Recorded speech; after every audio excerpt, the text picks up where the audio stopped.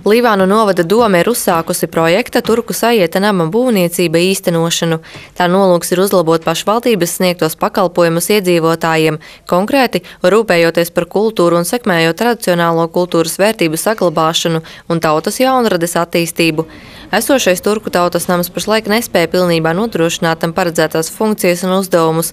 Tas atrodas ēkā, kas būvēta 19. gadsimtā, ir sliktā tehniskā stāvoklī un tiek eksploatēta tikai daļēji.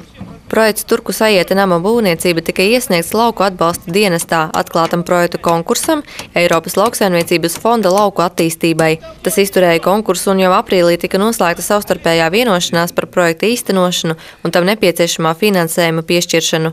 Būvniecības kopējās izmaksas ir aptuveni 300 000 latu. Konkursā par būvdarbu veikšanu uzvarējis uzņēmums Sijā Jēkabpils PMK. Projektā paredzēta sajieta nama būvniecība, apkārtējās teritorijas labiekārtošanas darbi un ārējās elektropievadas līnijas izbūve. Sajieta nams pildīs ne tikai esošās un šobrīd tikai daļēji eksploatētās turku tautas nama funkcijas, bet papildus nodrošinās arī bibliotēkas pakalpojumus. Jaunās ēkas platība būs teju 900 kvadrātmetru. Projektu plānots realizēt līdz 2012. gada aprīlim.